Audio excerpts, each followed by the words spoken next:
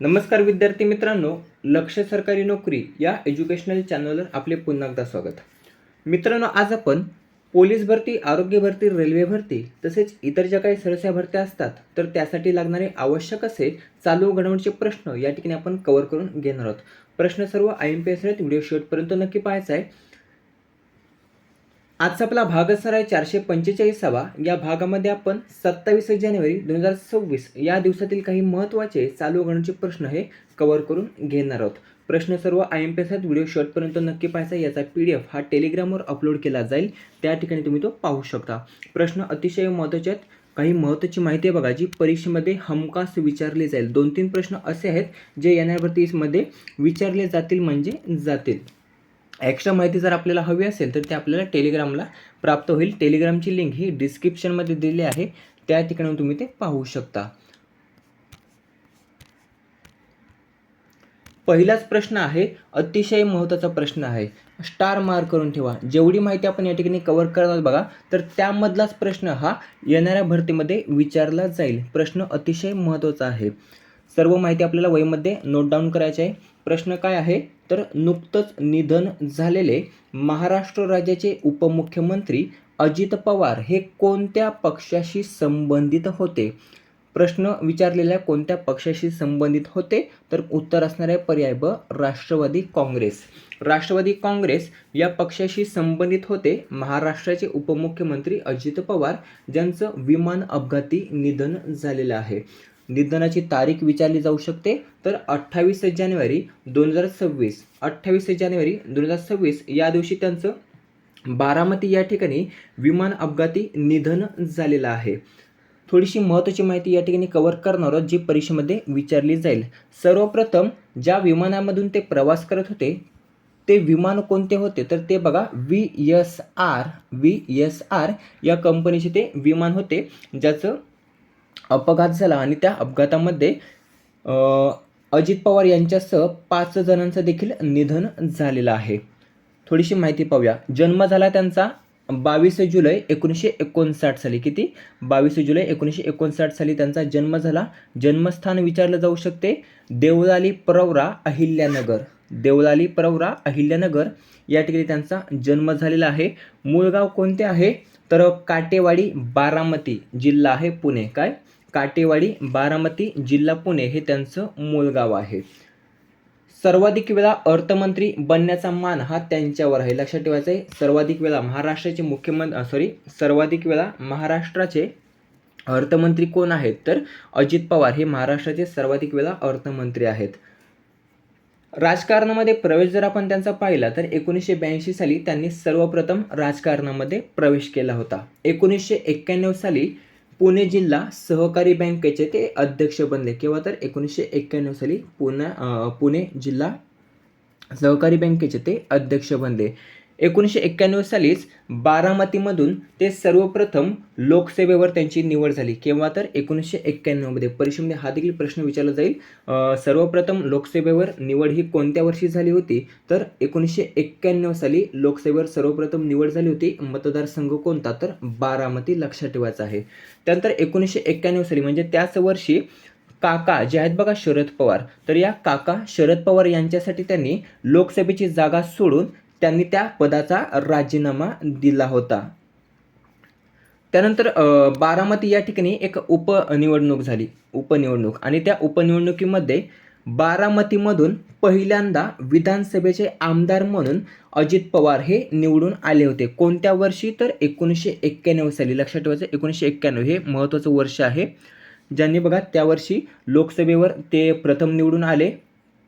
पुणे जिल्हा सहकारी बँकेचे अध्यक्ष देखील राहिले आणि त्याच वर्षी बारामती विधानसभेचे आमदार देखील ते निवडून आले. पहिल्यांदा 1991 साली ते विधानसभेचे आमदार झाले. लक्षात असू द्या, त्यांचा मतदारसंघ विचारला जाऊ शकतो. तर त्यांचा मतदारसंघ आहे बारामती. बारामती हा अजित पवार यांचा मतदारसंघ आहे. आतापर्यंत त्या मतदारसंघामध्ये त्यांचा पराभव हा झाला नव्हता, हे लक्षात ठेवायचं आहे. प्रथम 1991 साली विधानसभा आमदार. त्यानंतर दुसऱ्यांदा 1995 साली दुसऱ्यांदा, तिसऱ्यांदा 1999 साली, चौथ्यांदा 2004 साली, पाचव्यांदा 2009 साली, 6व्यांदा 2010 साली, 7व्यांदा 2019 साली आणि 8व्यांदा 2024 साली ते आमदार राहिलेले आहेत. लक्षात ठेवायचं आहे, आमदार किती वेळा राहिलेले आहेत, तर 8व्यांदा, सलग 8 वेळा ते बारामती या मतदारसंघातून निवडून आलेले आहेत. पुढे 2023मध्ये राष्ट्रवादी काँग्रेस हा जो काही पक्ष आहे तर त्या पक्षामध्ये फूट पडली आणि राष्ट्रवादी काँग्रेस अजित पवार गट त्याचे ते नेतृत्व करू लागले. काही महिन्यानंतर अजित पवार गट जे नेतृत्व करत होते बघा, तर राष्ट्रवादी काँग्रेस पक्षाचं चिन्ह देखील या गटाला प्राप्त झालं. त्यानंतर तुतारी हे राष्ट्रवादी काँग्रेस जो शरद पवार गट आहे बघा, तर त्याला तुतारी हे चिन्ह प्राप्त झाले होते. जे घड्याळाचं मेन चिन्ह आहे तर ते अजित पवार गटाला प्राप्त झालं होतं. पहिलं मंत्रिपद जर आपण पाहिलं तर ते 1991 साली ते प्रथम मंत्री झाले होते. बारामतीमधून ते सलग 33 वर्ष आमदार राहिलेले आहेत. महत्त्वाचं आहे बघा, सलग 33 वर्ष ते बारामतीमधून आमदार राहिलेले आहेत. पहिलं मंत्रिपद 1991 साली कोणतं मंत्रिपद होतं त्यांच्याकडे, तर कृषी व ऊर्जा. सर्वप्रथम जेव्हा मंत्री झाले तर त्यावेळी त्यांच्याकडे कृषी व ऊर्जा मंत्री पद होतं. दुसऱ्यांदा मंत्री झाले 1992 ते 1993 का दुसऱ्यांदा. तिसऱ्यांदा मंत्री झाले 1999 ते 2004 दरम्यान. चौथ्यांदा मंत्री झाले 2004 साली. पाचव्यांदा मंत्री झाले 2004 ते 2008 दरम्यान. सहाव्यांदा मंत्री झाले 2008 ते 2009 दरम्यान. सातव्यांदा मंत्री झाले 2009 ते 2010. आमदार किती वेळा राहिलेले आहेत, 8 वेळा आमदार राहिलेले आहेत. 7 वेळा मंत्रिपद त्यांनी भूषवलेले आहे. 6 वेळा उपमुख्यमंत्री देखील राहिलेले आहेत. एक प्रश्न तुमच्यासाठी, सर्वाधिक वेळा उपमुख्यमंत्री पद भूषवणारे नेते कोण आहेत? उत्तर कमेंट करून सांगायचं. काय तर सर्वाधिक उपमुख्यमंत्री पद भूषवणारे नेते कोण आहेत? अजित पवार यांनी 6 वेळा उपमुख्यमंत्री पद हे भूषवलेले आहे. किती मुख्यमंत्री असताना, तर 4 मुख्यमंत्रीच्या काळामध्ये 6 वेळा उपमुख्यमंत्री हे अजित पवार राहिलेले आहेत. आता उपमुख्यमंत्रीपद थोडीशी माहिती पाहूया. सर्वप्रथम उपमुख्यमंत्री हे केव्हा बनले होते, तर 2010 साली. 2010 ते 2012 या दरम्यान पहिल्यांदा अजित पवार हे उपमुख्यमंत्री बनले होते. दुसऱ्यांदा 2012 ते 2014. तिसऱ्यांदा फक्त 80 दिवसांसाठी 80 तासांसाठी बघा उपमुख्यमंत्री बनले होते. फक्त 80 तासांसाठी. जो सकाळचा शपथविधी होता बघा, तो खूप गाजला होता. ते तिसरे उपमुख्यमंत्री पद त्यांचं होतं. केव्हा, तर 23 नोव्हेंबर 2019 ते 26 नोव्हेंबर 2019. फक्त 80 तासांसाठी ते उपमुख्यमंत्रीपद त्यांनी भूषवलं होतं. चौथ्यांदा उपमुख्यमंत्री बनले 2019 ते 2022. पाचव्यांदा बनले 2023 ते 2024 आणि 6व्यांदा बनले 2024 पासून आजपर्यंत, म्हणजेच 28 जानेवारी 2026 पर्यंत ते 6व्यांदा उपमुख्यमंत्री ते राहिलेले आहेत. लक्षात ठेवायचं आहे. त्यानंतर विरोधी पक्षनेता देखील त्यांनी पद भूषवलेले. कोणत्या काळामध्ये, तर 2022 ते 2023 या दरम्यान त्यांनी विरोधी पक्षनेता देखील पद हे भूषवलेले आहे. त्यावेळी मुख्यमंत्री कोण होते, तर एकनाथ शिंदे हे मुख्यमंत्री होते. महाराष्ट्राचे खो खो असोसिएशनचे देखील ते अध्यक्ष राहिलेले आहेत. थोडक्यात जर आपण पाहिलं तर सर्वाधिक वेळा अर्थमंत्री अजित पवार. त्यानंतर आमदार किती वेळा राहिलेले आहेत, 8 वेळा. सलग 8 वेळा त्यांनी आमदार हे पद भूषवलेले आहे. मंत्री राहिलेले आहेत 7 वेळा. 6 वेळा उपमुख्यमंत्री राहिलेले आहेत आणि विरोधी पक्षनेता म्हणून 1 वर्ष त्यांनी कार्यभार हा सांभाळलेला आहे. यावर हमखास एक प्रश्न विचारला जाईल. सर्व माहिती महत्त्वाची आपण या ठिकाणी कव्हर केलेली आहे. या बाहेरील प्रश्न हा येणाऱ्या भरतीमध्ये जाणार नाही. एक्स्ट्रा माहिती जर आपल्याला हवी असेल तर टेलिग्रामवरती आपल्याला प्राप्त होऊन जाईल.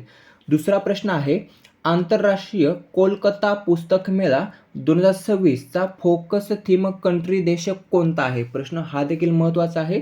तर पर्याय क, अर्जेंटिना. अर्जेंटिना हा आंतरराष्ट्रीय कोलकाता पुस्तक मेळा 2026 याचा फोकस थीम कंट्री देश आहे. लक्षात ठेवायचं आहे. आवृत्ती कितवी आहे या आंतरराष्ट्रीय कोलकाता पुस्तक मेळ्याची?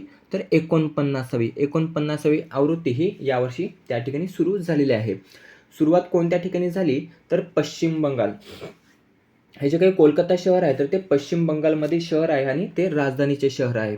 या कोलकाता येथील सॉल्ट लेक येथील बोई मेला मैदानावर, कुठे, तर बोई मेला मैदानावर या आंतरराष्ट्रीय कोलकाता पुस्तक मेळ्याची सुरुवात ही झालेली आहे. मुख्यमंत्री कोण आहेत?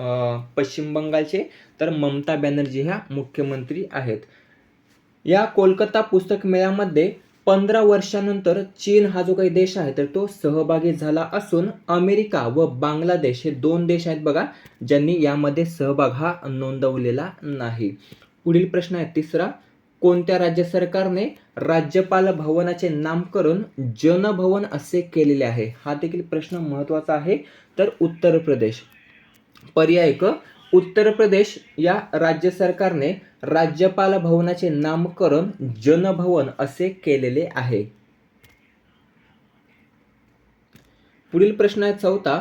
अलीकडेच 400 ग्रँड स्लॅम जिंकणारे पहिले खेळाडू कोण ठरलेले आहेत? तर 400 ग्रँड स्लॅम हे जे काही नाव आहे बघा, तर ते लक्षात ठेवायचं आहे. टेनिस या खेळाशी संबंधित आहे. परीक्षेमध्ये असा देखील प्रश्न विचारलेला आहे. ग्रँड स्लॅम हे टेनिस या खेळाशी संबंधित असून 400 ग्रँड स्लॅम जिंकणारे पहिले खेळाडू कोण ठरलेले आहेत? तर पर्याय ब, नोवाक जोकोविच. नोवाक जोकोविच नाव लक्षात ठेवायचं आहे, जो सर्बिया देशाचा खेळाडू आहे, सर्बिया देशाचा. कधी कधी प्रश्न विचारला जाईल नोवाक जोकोविच हा कोणत्या खेळाशी संबंधित आहे? तर टेनिस या खेळाशी तो संबंधित आहे. नोवाक जोकोविच, ज्याने नुकतंच 400वे ग्रँड स्लॅम जिंकलेले आहे. सर्वाधिक ग्रँड स्लॅम विजेतेपद पटकावणारा खेळाडू जर आपण पाहिलं तर त्याचं नाव आहे नोवाक जोकोविच, ज्याच्या नावावर 24 ग्रँड स्लॅम विजेतेपद आहेत. लक्षात ठेवायचं आहे. या टेनिसमध्ये 4 टुर्नामेंट होतात. त्यावर देखील प्रश्न गेल्या वर्षी पडला होता. टेनिसचे 4 टुर्नामेंट कोणते? तर 4 टुर्नामेंट आहेत. Australian open, French open, Wimbledon open आणि US ओपन. परीक्षेमध्ये गेल्या वर्षी प्रश्न काय विचारला होता? तर या टेनिस ज्या काही 4 स्पर्धा आहेत बघा, तर त्यापैकी वर्षातील पहिली स्पर्धा ही कोणती असते टेनिसची? तर ऑस्ट्रेलियन ओपन. लक्षात ठेवायचं आहे. टेनिसची पहिली स्पर्धा असते ऑस्ट्रेलियन ओपन, दुसरी असते फ्रेंच ओपन, तिसरी असते विम्बल्डन ओपन आणि चौथी असते US ओपन. सुरुवात आणि शेवट लक्षात ठेवायचं आहे. सुरुवातीची असते ऑस्ट्रेलियन ओपन आणि शेवटची असते US ओपन. पुढील प्रश्न आहे 5वा. पहिला व्यापक कृत्रिम बुद्धिमत्ता कायदा AI बेसिक ॲक्ट हा कोणत्या देशाने लागू केलेला आहे? प्रश्न हा देखील महत्त्वाचा आहे. तर पर्याय ब, दक्षिण कोरिया. जगातील पहिला व्यापक कृत्रिम बुद्धिमत्ता कायदा AI बेसिक ॲक्ट हा कोणत्या देशाने लागू केला? तर तो दक्षिण कोरिया या देशाने लागू केलेला आहे. देशातील पहिला AI जिल्हा कोणता? देशातील पहिला AI जिल्हा. उत्तर कमेंट करून सांगायचं आहे. पुढील प्रश्न आहे 6वा. एक जिल्हा एक पाककृती हा जो काही उपक्रम आहे तर तो कोणत्या राज्यामध्ये सुरू करण्यात आला? तर एक जिल्हा एक पाककृती हा उपक्रम पर्याय ड, उत्तर प्रदेश. उत्तर प्रदेश या राज्यामध्ये सुरू करण्यात आलेला आहे. आता कोणी सुरू केलेला आहे?